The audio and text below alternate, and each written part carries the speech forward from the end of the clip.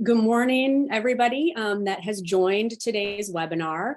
My name is Jana Fonseca. I am the Director of Health, Safety, and Wellness here at the North Carolina High School Athletic Association.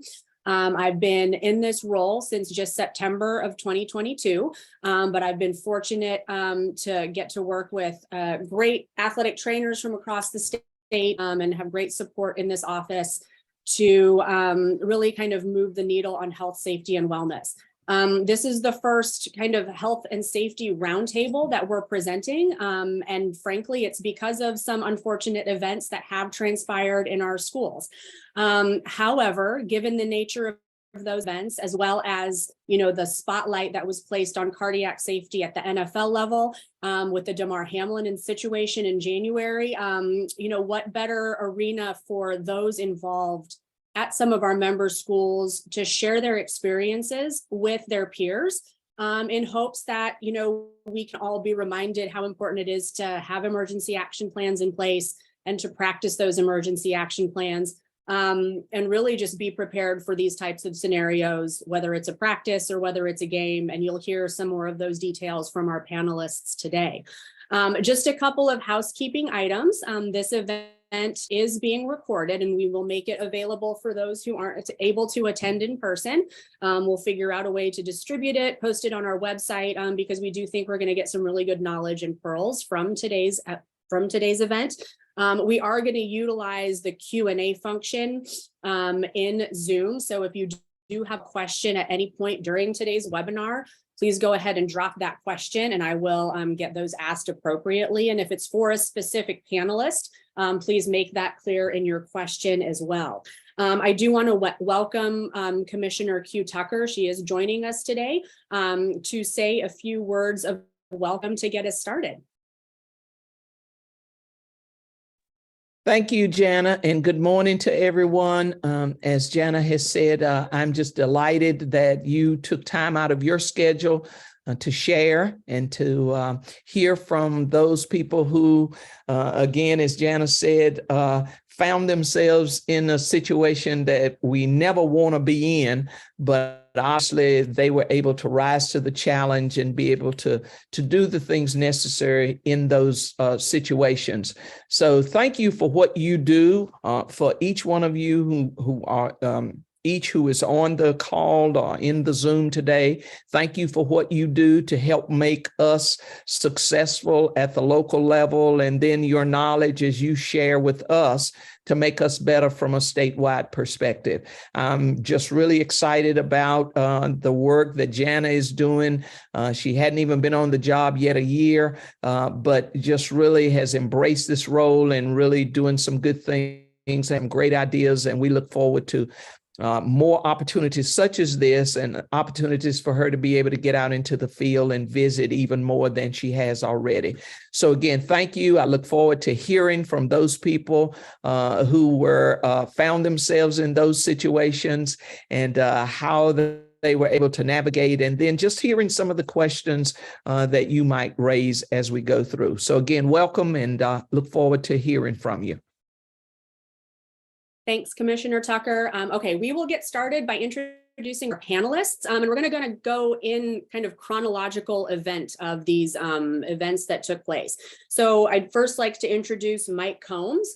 He's the athletic trainer at East Henderson High School. The life-saving event that he participated in took place on November 10th of 2022. During a preseason basketball scrimmage and involved an official. Next, we'll hear from Tracy Porter. She is the athletic trainer at West Lincoln High School. The life-saving event that she participated in was on December 22nd of 2022 during a basketball game and involved a visiting team AD. Joining us also from West Lincoln High School is Brad Newton, who's a soccer coach and who was there to assist Tracy during this event. And then thirdly, we are going to hear from Kristen Thacker. She is the athletic trainer at Laney High School.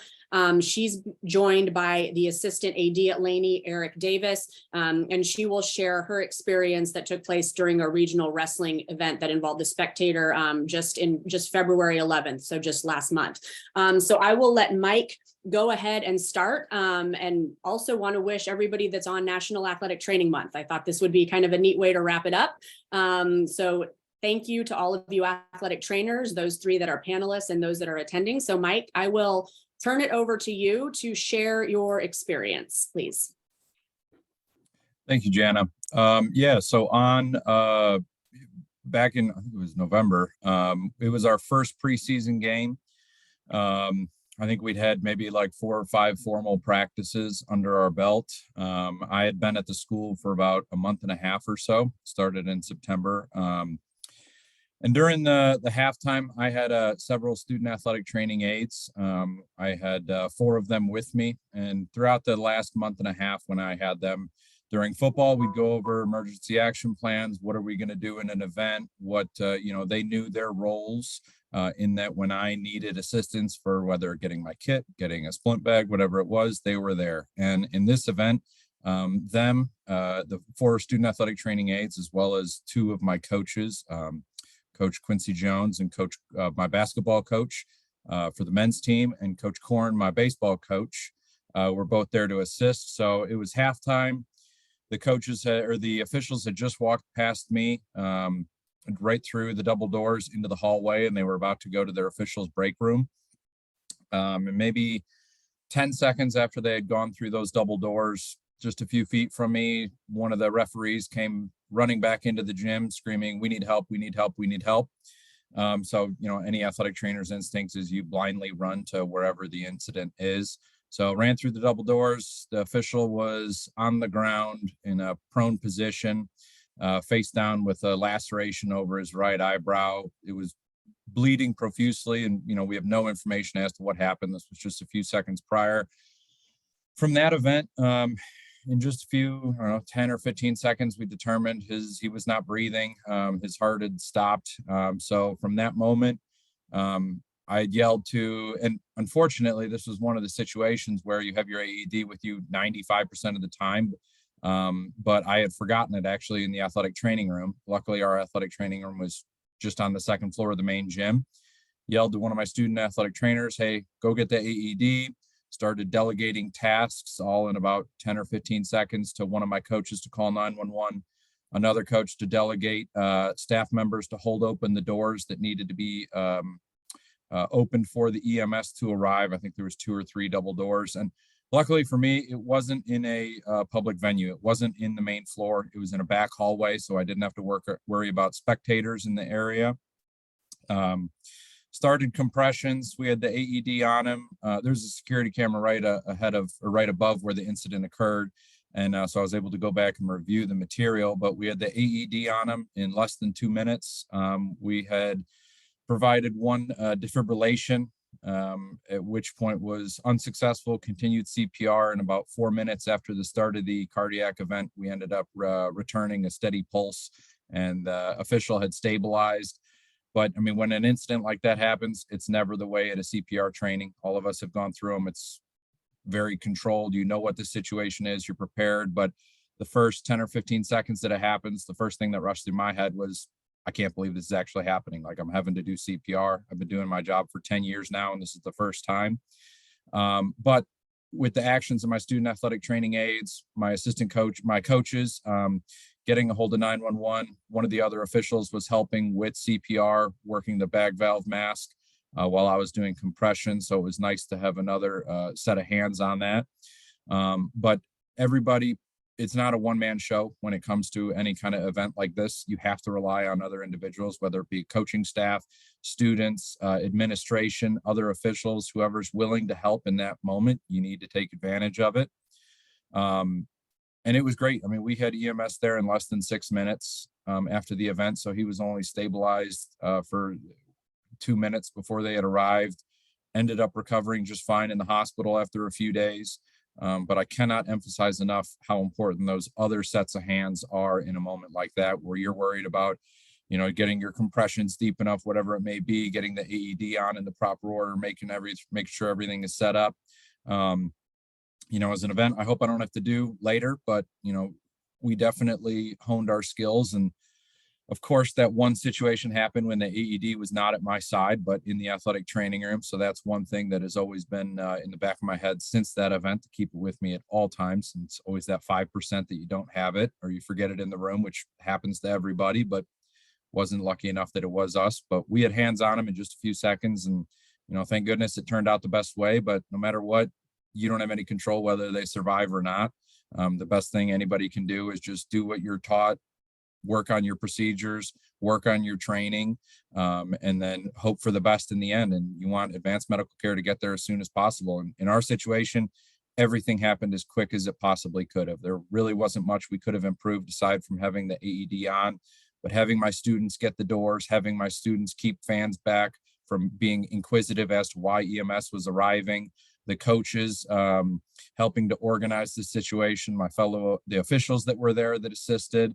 And then, of course, you don't want there to be blood wherever it is, but in the event of a head injury, when they fall, when they teeter over, it's pretty graphic. And at a time, you just have to decide, are you going to be able to help in this situation? Are you not? And lucky enough for me, I had several individuals that volunteered to assist. And without them, it would have been a much different outcome.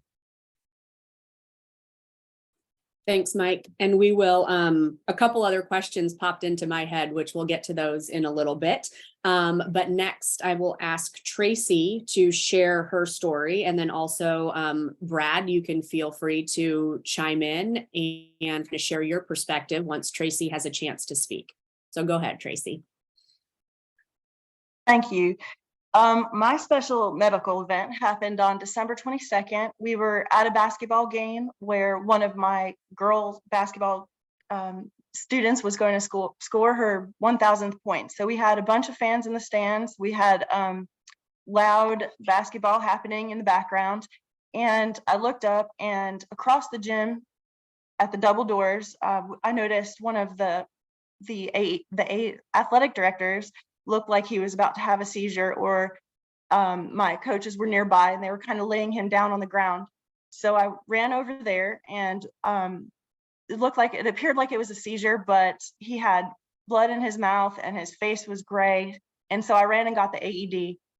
In the meantime, Brad, who is also a trained EMT, very convenient, and was taking the initial assessments about his pulse and breathing, and we knew right away that we needed to hook him up to the AED and start compressions.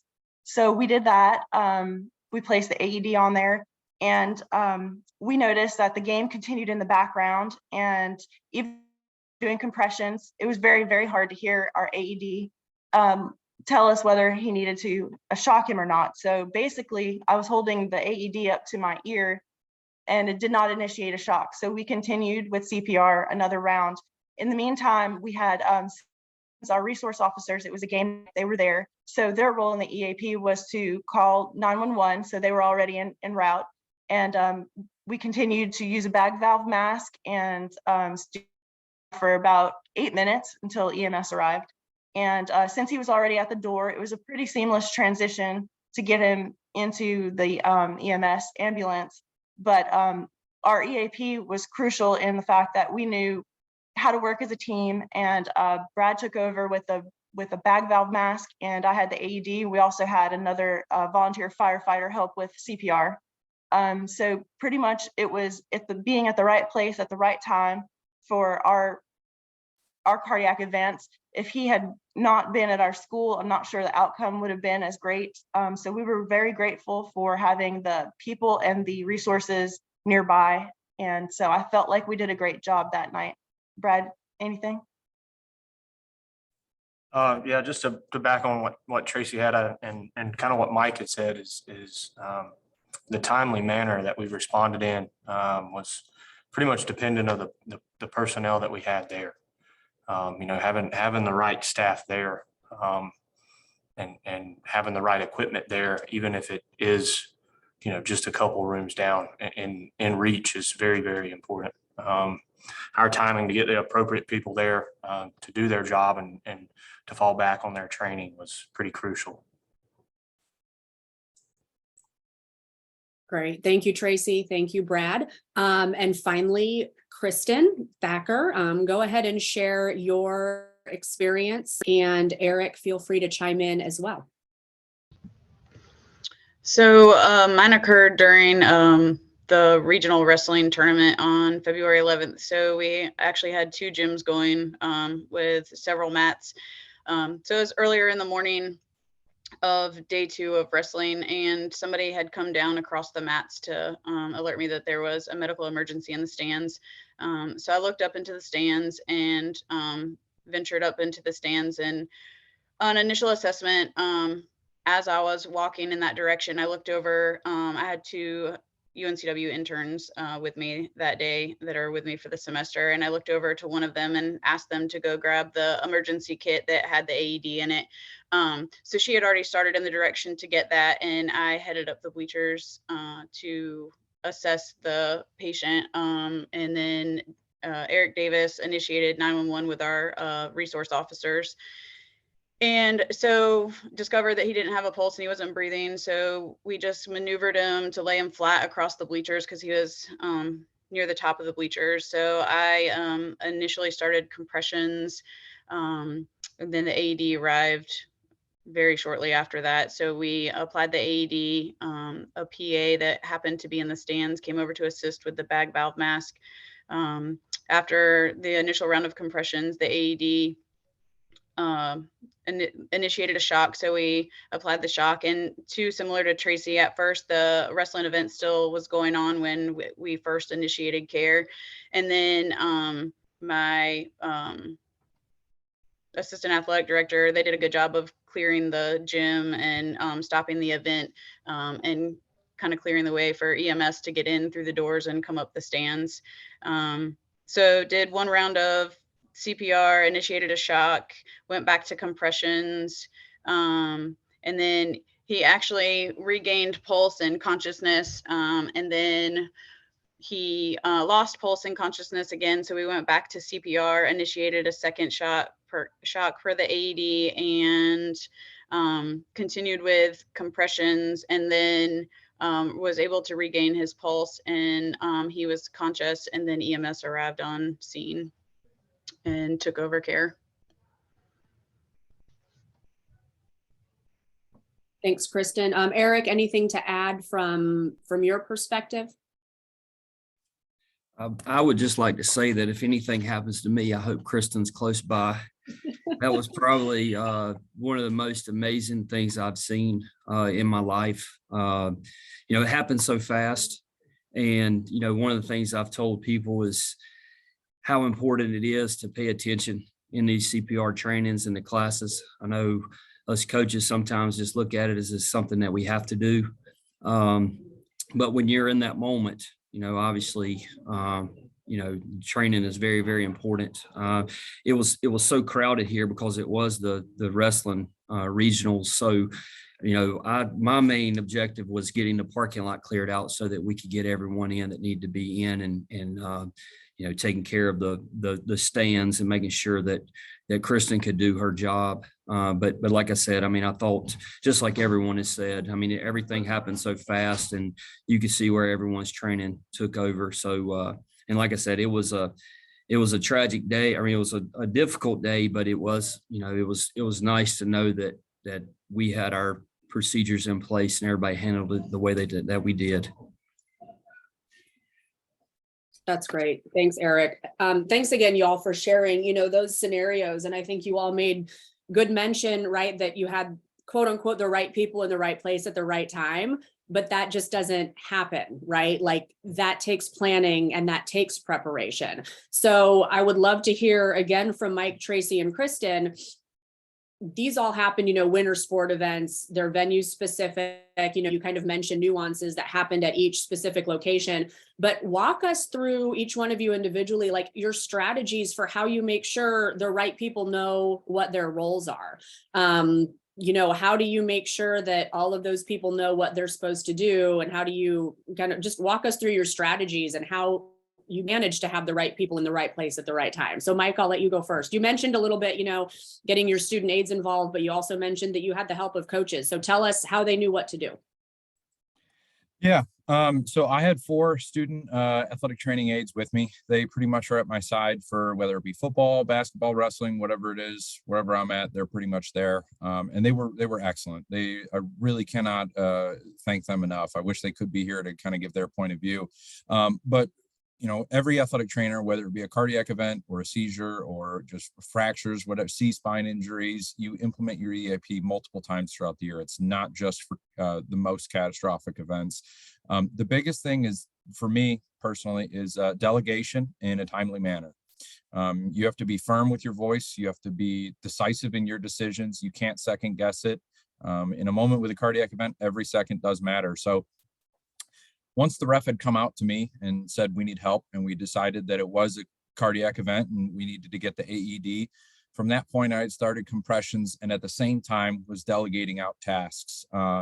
It just happened that Coach Quincy Jones, my men's basketball coach, and Coach Korn, my baseball coach, were right at the double doors directly next to where this event happened. With my student aides right there, the first thing I had done is tell one of them, go get the AED, bring it back. Don't run as fast as you can. Okay. So as soon as I had said that, the first student athletic training aide ran to go get the AED. The next ones I had told Quincy Jones, my basketball coach, to call 911, tell them that we have a cardiac emergency and get EMS down as soon as they can. From there, it was just a few seconds later to instruct my other remaining student ATAs to open every outer door between where we were and where the EMS would enter, which probably once a week we'll go over just in passing, even if it's just a few seconds, like, hey, we got a basketball. So remember, we got these 2 doors we got to get open. But you don't have control where the emergency occurs. While most of the time it's in the main gym, my situation was in the back hallway. I'd only been in one other time. It's where our laundry room is. We're never there. But a big part is knowing your school, knowing all the possible entrances, is going through the main gym the fastest. And it's, a quick delegation of tasks, and you're not yelling at anybody, but you're firmly telling them this is the situation that is happening and what their roles are going to be. Coach Korn was essentially keeping the fans, anyone down, from coming to see that didn't need to be participating in the event. The 2 referees that were there assisting me, one of them had asked, is there anything I can do? At which point, yes, if they're CPR certified, you take advantage of any help that you can get in that moment. And told him, do you feel comfortable using the bag valve mask? After the first breaths going in, he had forgotten, which happens in any moment, to lift the head, hold the chin tight, proper positioning on the C-clamp. So I had to take a moment, re-instruct him how to hold the mask, how to tilt the chin. Once the breaths went in, great. That correction was finished and the rest of the breaths went in, no problem. The biggest thing, again, is being decisive, I couldn't even tell you the thought process, because it was just like you go into a robot mode. You've been trained on this every few months for the past 10 years, and it just happens. You really aren't thinking. Whatever part of your body is in charge of non-conscious thought essentially takes over. But again, it's every time you go to an event, at least my head is, you're thinking about worst case scenario. Okay, we're here at baseball. Where is the entrances? Where is EMS going to come up? How many gates need to be opened? And now with all the school shootings that are going on, that's another thought process that goes through your head. Like, what is going to happen if there's a worst case scenario? So no matter the event, especially with this cardiac, every single practice, every single game, I'm always at least thinking, where's EMS going to come in? What doors need to be open? Where's the nearest AED? And as long as you do a quick 1-minute synopsis of that, you're pretty much prepared for any event. And for my situation, it just happened that, again, the right people were at the right place at the right time. Some of the other administrators were nearby, and after the event, we had talked about, you either act or you don't. And they had mentioned that they at that moment had frozen and didn't end up reacting. And it was the coaches that had took over, but you never know how you're going to react to any situation until you're placed in that stimulus, whether you're an athletic trainer, a coach, or an admin. Some people are comfortable to step up in those situations. Other people are more comfortable working behind the scenes. And in the moment, you hope everyone can step up and assist in any way possible. But the biggest thing is you just need 2 or 3 people willing to call 911, willing to open the doors, listen to whatever your instructions are. And that usually makes any emergency, whether it be cardiac, fractures, C-spine, heat illness, it makes it much more smooth. And if you can go over with your coaches in the beginning of the season, hey, if we have an emergency, XYZ is what the procedure that we're going to be using. That usually makes it more seamless. So there's not as many questions when that event occurs. Great. Thanks, Mike. Two things that really stuck out to me: delegation and details, and kind of the level of detail that I think you presented and thought through were tremendous. Tracy, Kristen, any other strategies that you guys use way in advance of any event, way in advance of any practice to kind of, again, share your EAP, review your EAP, practice it, number one. And then number two, you can kind of tack on, what will you do differently moving forward in terms of how you practice or review your EAP now that you have, had one of these events take place? Go ahead, Hi, I Tracy. could add on a couple things to what Mike said. I agree with everything what he said. Some things that we do at our school, which I'm very appreciative of, is we do email out our EAP at the beginning of the year to all the coaches. And I'm lucky enough to teach CPR to all my coaches. So I use that opportunity to walk through with them where their nearest AED is to their fields, and just kind of present certain situations, which up until now, I never really had a real life one that we could walk through, but you have to make them aware of where they can go to their nearest AED. They also, I'm lucky that I've been at my school for 17 years and Brad's been by my side almost all of those years. So he's great, always with me pretty much at all the events. So I'm very fortunate for that. Also, I could add on that Mike said a couple people stood by and watched, which was great. We had a little bit of a crowd control problem in our event. Looking back, I had wished that our resource officers had cleared a couple people out of our area that we were working. It didn't affect the outcome in the end, but in the moment, we were a bit frustrated that we couldn't remove certain people that were impeding us doing our job. Even the resource officers didn't know who to remove and who to stay. We get assigned random resource officers at each event. They're not always consistent, so they don't know who belongs there and who doesn't. So those were a couple things that we could have done better. And afterwards, we discussed that with our superintendent and our admins. Thanks, Tracy. Kristen, walk us through some of your strategies, pre-season, pre-event. How do you educate your coaches, review your EAPs?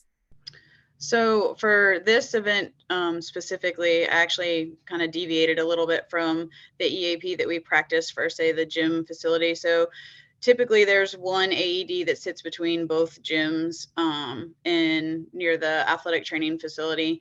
And so prior to this event starting, I knew it was going to be larger than normal crowds, and we were going to have both gyms going at the same time. So I actually in advance planned to went and got one of the AEDs that I knew we wouldn't be using down in the field house to put, so we would have one in each gym. So that definitely helped out as far as response time with the AED for this specific situation.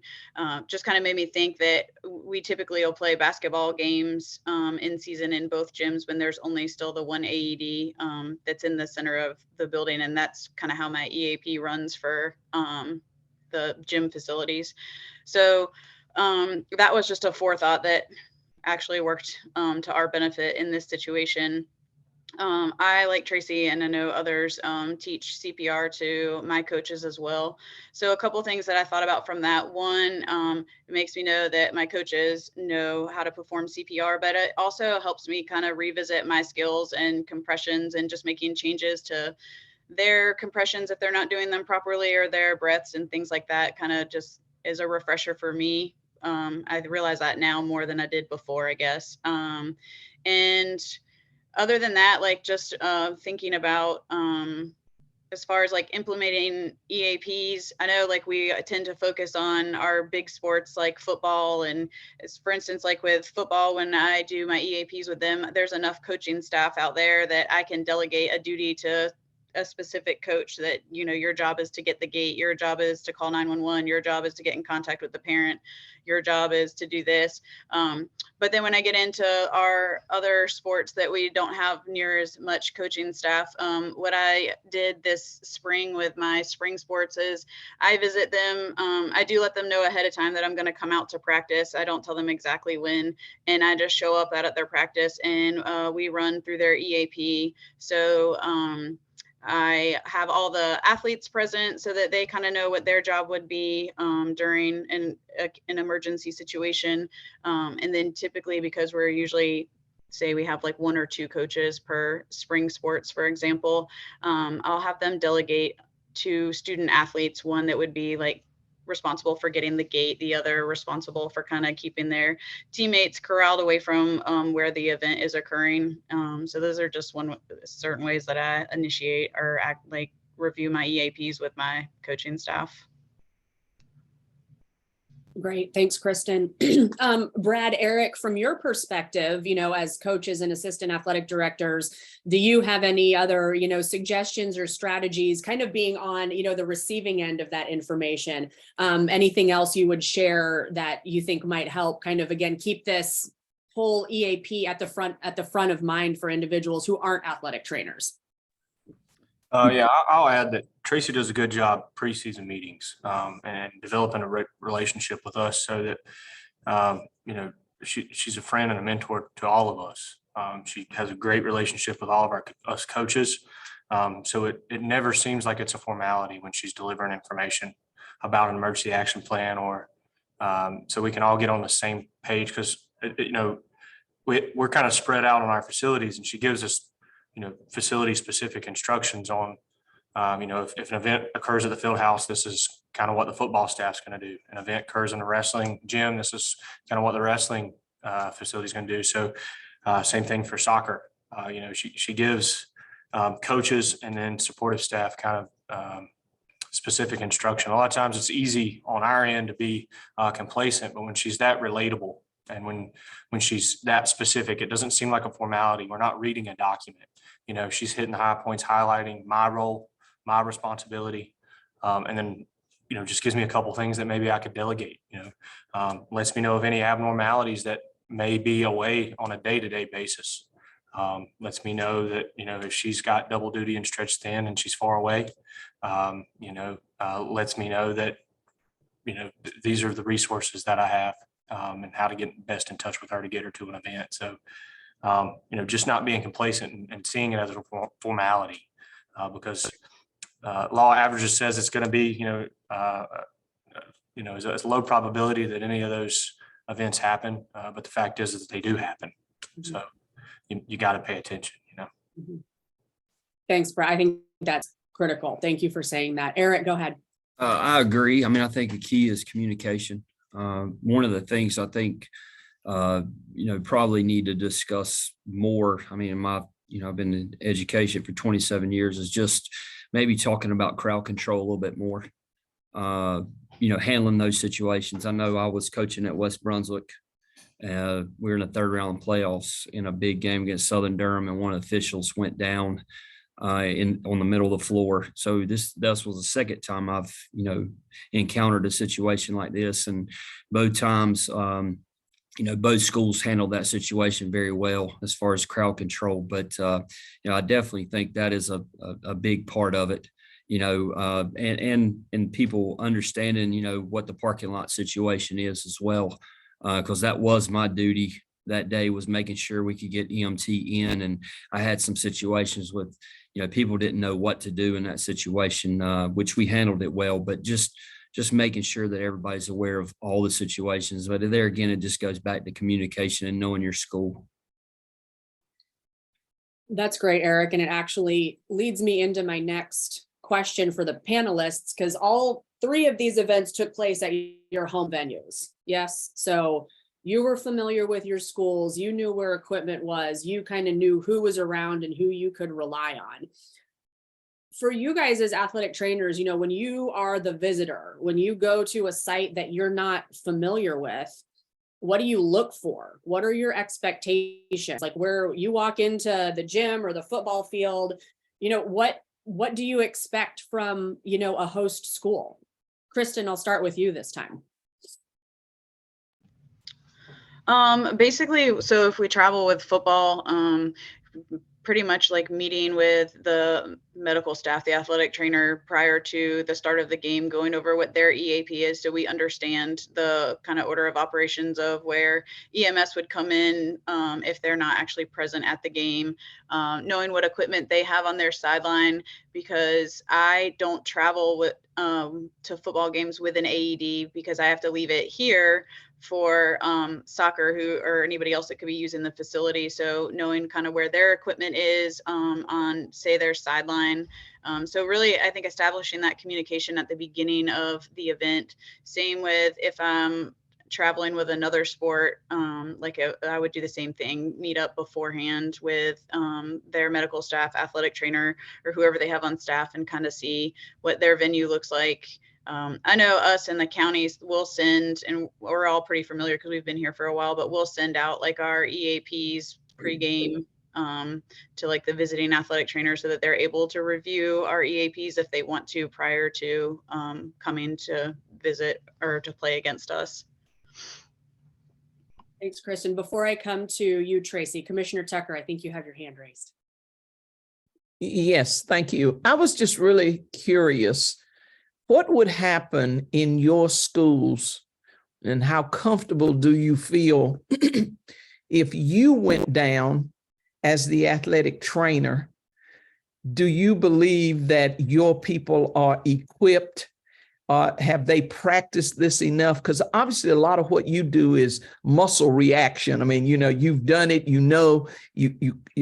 what about if you went down and you're at an end, how comfortable do you feel that your coaches and or your athletes are to being able to jump in and know what they need to do? Let's say you, as the trainer, are not at that tennis match and at tennis practice, we'll say, and the coach goes down. Are the athletes ready? Do they know what to do? Great question. Who wants to go first?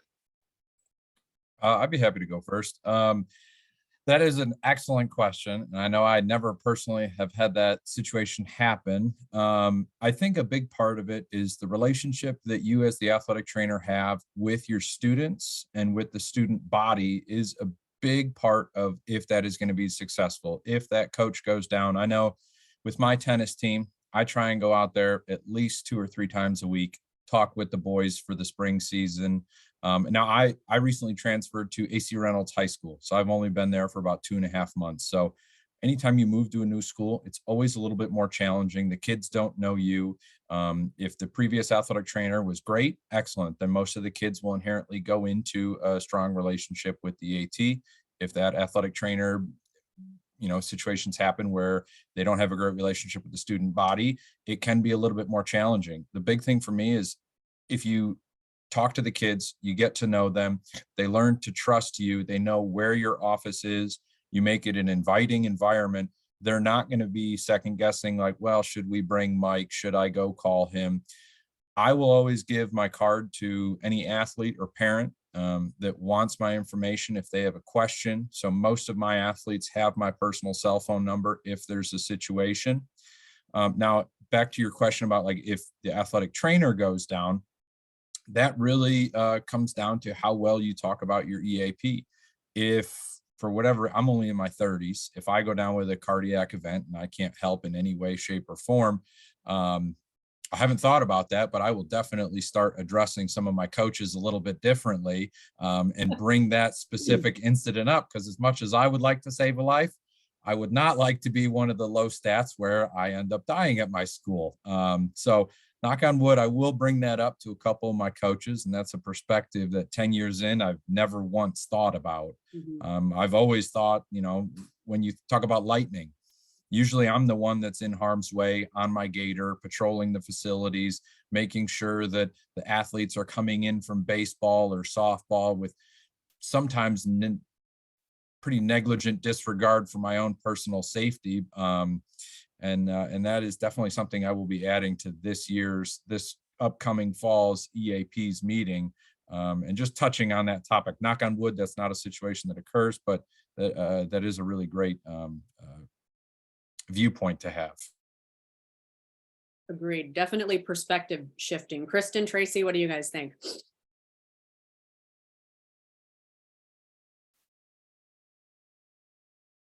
I'll go. I feel like if I went down, I feel like my coaches could do their jobs and use their roles to save my life. But now the students, that could be a little bit more challenging. I'm hoping that they know and they are aware that at every venue there is a posted EAP that has the appropriate list of an order of people that they should contact in the event that one of our coaches goes down and I'm not at their field. Our tennis has it posted, soccer has it posted at the concession stand. And I do believe that they could follow the flow chart that's listed. There's some at wrestling. So I'm hoping that our students could pick up on that. And but it's a good point that maybe we need to address a little bit further. If it's a coach that goes down and I'm not there, could the students carry on in the event of emergency? I agree with what Tracy said. I have full confidence in my coaches. If something was to happen to me, I feel like they're well prepared and trained, but haven't really thought about focusing on making sure that the student athletes really know what to do. We talk about like making sure that they could call 911 if they needed to, but as far as like acting in an emergency situation, it's not something that I've thought about either. Good. Excellent question, Commissioner Tucker. Thank you. Kind of going back to, being the visitor, any other pearls, Kristen, Tracy, that you guys want to add, things that you look for, things you kind of expect when you're, not at your own home facility? Or actually, no, who didn't answer? I don't think Mike did. Mike and Tracy, maybe. I didn't answer, but it's funny. Now my 7-year-old will play soccer and I immediately look on site when we get to the Matthews Sportsplex, where's the nearest AED? Maybe not for me, maybe for a spectator. Hopefully not for an athlete, but it's one of the very first for now. I almost consider the AED as like my security blanket, and I make sure that it's at my side now. Before I was a little bit complacent. It was in the field house near enough. Uh-oh.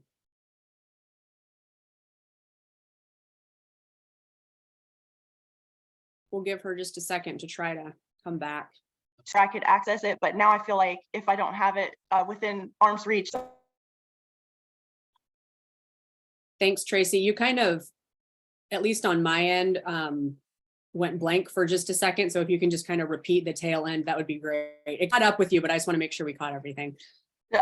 I was just saying that oh, my internet. It looks like my internet is down. Maybe try just for a second, shut your camera off, because sometimes that helps with the internet stability. Okay. I was just saying that when I go to away events, even at my 7-year-old soccer, that he plays at the Matthews Sportsplex, that I check for their nearest AED. And if they have anything posted as far as what should be done in the order of events that something like this was to happen. So it makes me more aware of my surroundings and where my nearest AED is. I want to have it nearby at all times. Awesome. Tracy, we heard you loud and clear. Thank you so much. Mike, anything you want to add as you go into a scenario where you were the visitor? Definitely.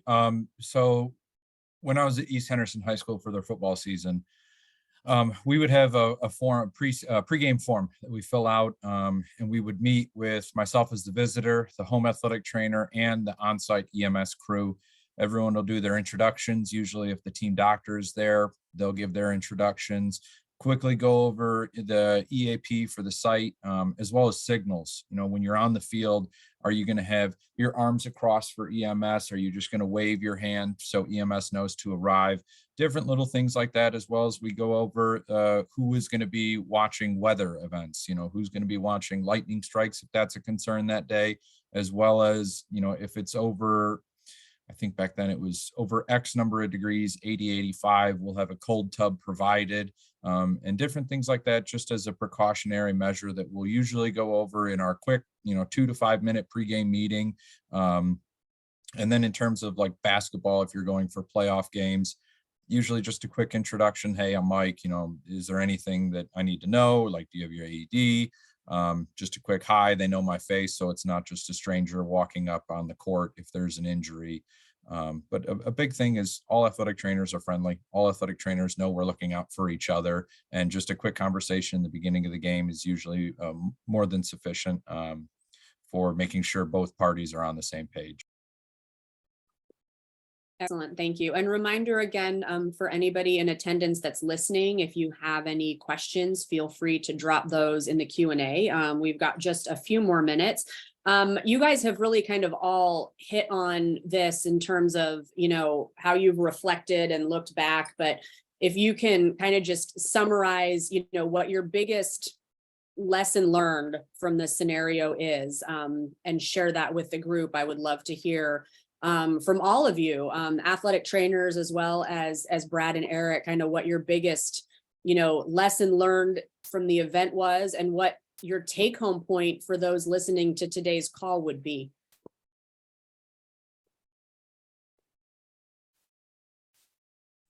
I'll start with my lesson learned. I think my lesson learned is how important it is for the crowd to be managed in a cluttered event. You know, if there was one thing that we could improve on, it was definitely crowd control. You know, my take home point is that even as complacent as a CPR class seems, it's not. So those are my two points. I would agree with Brad. I think those two for me are the most important as well. Just making sure that all staff that's involved takes every event serious and everyone's prepared, because I mean, this thing happened in a matter of seconds, and you've got to be ready when it happens. So that was what my take was.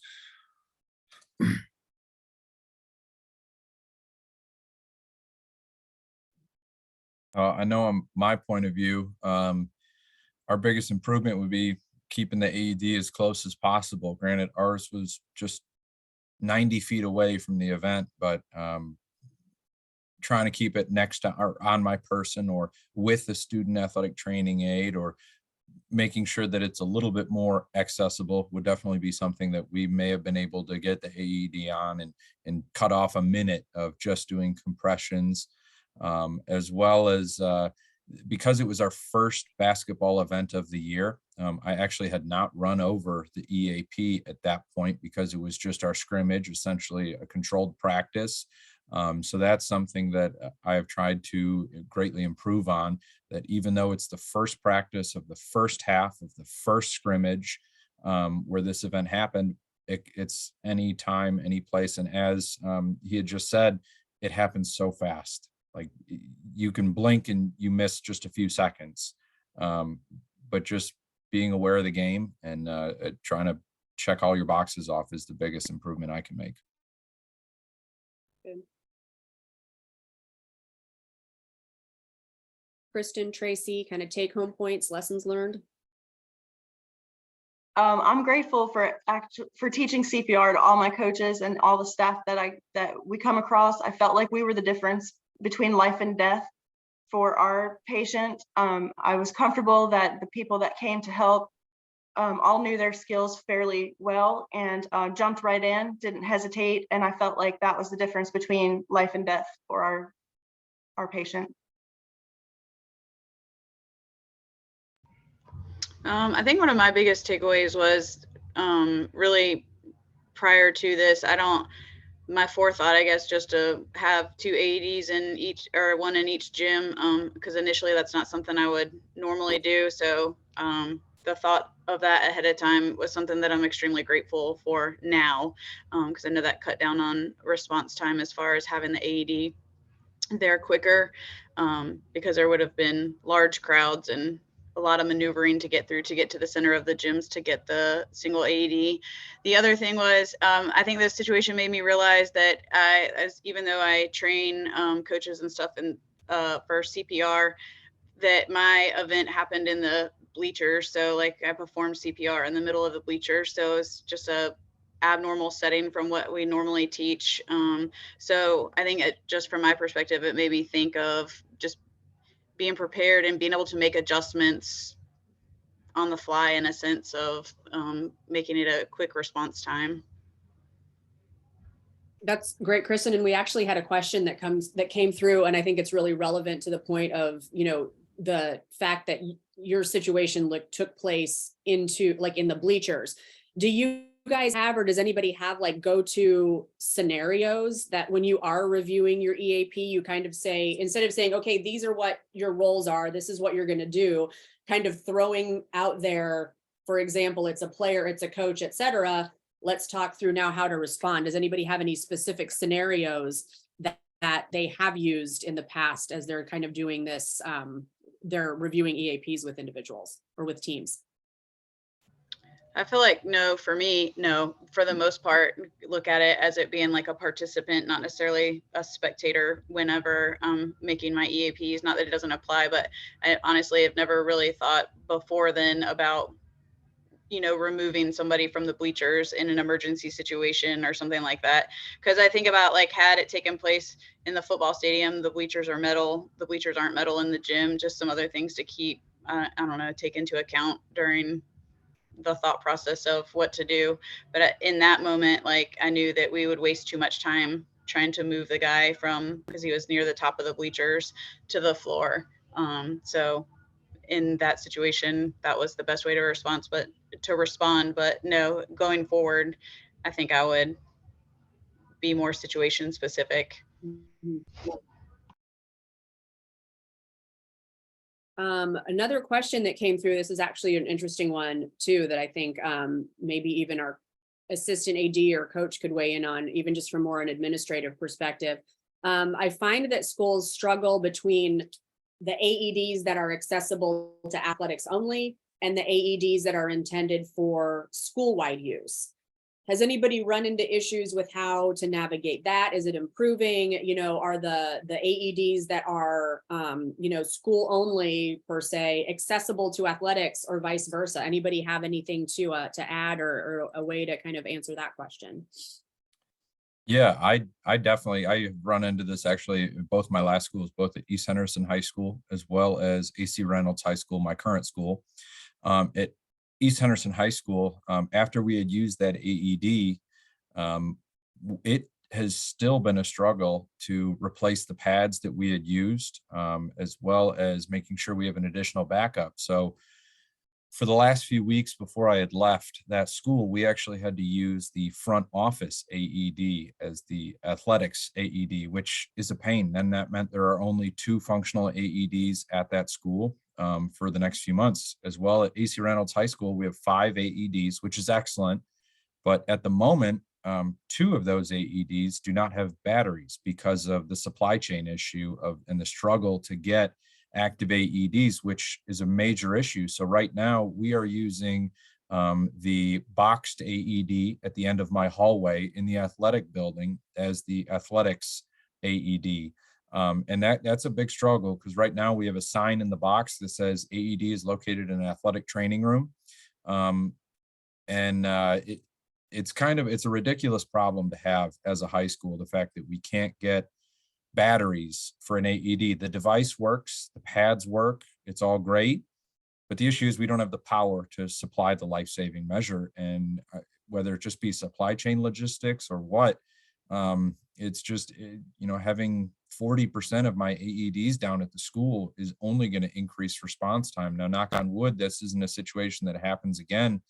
But it's something that as an administration, we have been struggling to get the proper batteries, and we've been trying to work on it every month past few months, and it's a supply chain issue. It's not like we can't call more times to get the batteries supplied, but the biggest thing is we have to make everyone in the school aware of this AED that used to be in the gym is now in the athletic training room for athletics, and I keep it accessible on my desk. But it's just one extra hurdle that is going to have to be addressed, or it has been addressed, until we can get the supply chain to fix the problem and have the 2 AEDs back in working order. Mike, that's a great point. And we actually have an AED rep who's on the call with us today, and he, even before you responded, chimed in and said that the supply chain issue is, it's legit, it's a real thing, and just to be as proactive as possible when, replacing and reordering supplies, trying to, I wouldn't want to say like hoard stuff, but I guess just be anticipatory of needs and expiration dates, and be on the lookout for those things as much as possible. There is a question regarding, how do we get more AEDs in our school? And that's something that I've been thinking about in this office really since I walked in, because it's one of the questions that, I asked, and Commissioner Tucker and I have talked about this, like, where are all of our member schools at with a cardiac safety program? How many schools have AEDs? How many of them are, fully functional? I think, Tracy, when you and I talked about this, like, your AED is on the back end of, its life, and you can't get replacement parts for it. So how many of our schools are in scenarios where, their machine isn't going to be up to date in the next year? And that's something that, I want to try to work on over the next few months, is really just kind of querying to see where we're at.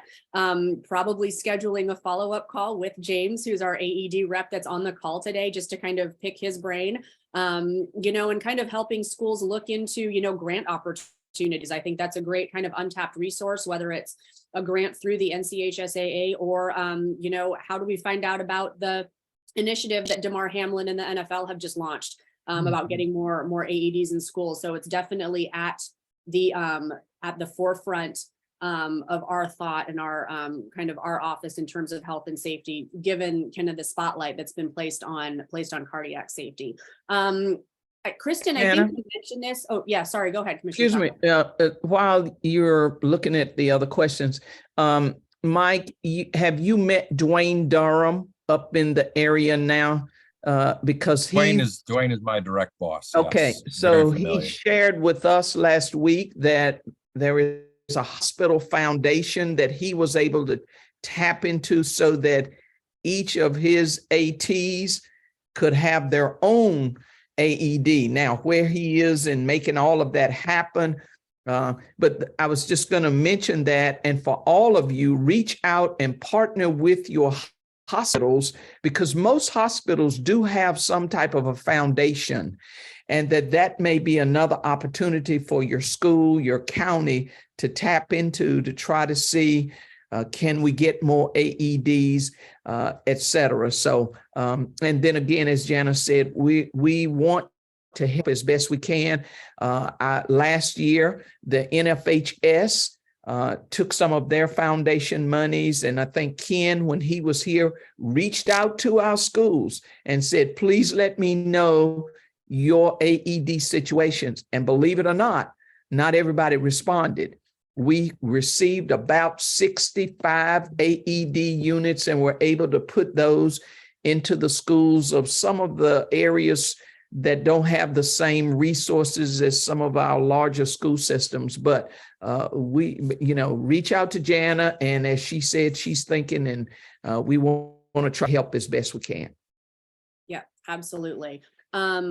One question from an attendee specifically to Kristen: were the bleachers wooden or plastic in the gym? This particular attendee had always been told to move participants from wooden bleachers due to all the metal bolts and components in the bleachers when using an AED. The bleachers in this gym are plastic. Okay, great, thank you. And then the last question that we will touch on before we conclude, is it mandatory for there to be coaches meetings prior to each season? And is this the best time to review the EAP with coaches and admin? I would like to say that it's mandatory. How that's policed is really kind of, up to each school. I would definitely strongly say that it would be best practice for those EAPs to be rehearsed and reviewed, prior to every season, prior to every event, quickly, by way of, a pre-game medical meeting. The best time to review the EAP with coaches and admin, again, I think, preseason, we always harp on it, right? There's always a very lengthy checklist of things to do. And I loved, Kristen's example of she goes to the practice, they know they're coming, but kind of doing it in more of an unannounced fashion, right? Because these events are not announced. Like, we don't know when they're going to happen, and we can certainly walk through things step by step. But I think kind of being able to put that reaction and critical thinking hat on in the moment is critical. And I think just going over them, repeatedly and reiterating roles, and as Mike had said so greatly a few times, delegating in the moment. Some of those things you can't necessarily practice, but at least kind of talking about them ahead of time is critical. So again, I would love to say that it would be mandatory, but how each AD and how each coach handles that, is really kind of at the local and school level. But certainly if there's ways that we can help coming out of this office, we're more than happy to host, a Zoom with your school to kind of walk through things that way. I'm open to any and all ideas. There's a couple of other notes in the chat here, but we have hit 12 o'clock. So to be respectful of everybody's time, let me just look at these. Looks like Firehouse Subs offers grants, local civic clubs, hospital foundations, as mentioned. What I will try to do is kind of compile some of these resources and make them available on our website to our member schools. Scott chimed in that he had a foundation in Cabarrus County that he submitted a grant to. So we hope to look at options and provide those resources to everybody. Commissioner Tucker? Preceding meetings are required. Okay, pre-season meetings are required. So don't let anybody fool you. They are required, whether they are all as a big fall sports meeting or each individual sport in that season, but they are required. Awesome. Thank you. I once again want to thank our panelists so much for being a part of this today. Thank you so much for sharing your information and your knowledge. And then the one quote that I will leave everybody with, when I listened to the NFL talk back in January, Doug Casa participated, and he said, really plainly and clearly, hope is not a plan, right? We can all sit back and hope that none of these events ever transpire at any of our schools during any of our practices or games, but they have. I mean, we've got, living, breathing testimony that they happen and that they're happening, unfortunately, relatively frequently. So hope is not a plan. And I just encourage everybody to really kind of take a critical eye to their plans, how they're writing them and how they're practicing them, how they're communicating them. This is being recorded, as I said, so I'll find a way to put it on the website and distribute it. But again, just really want to thank everybody for participating. And if there's any follow-up questions, please feel free to email me, jana@nchsaa.org. So thank you to our panelists, and thanks everybody for attending. Happy National Athletic Training Month, and have a great rest of the day.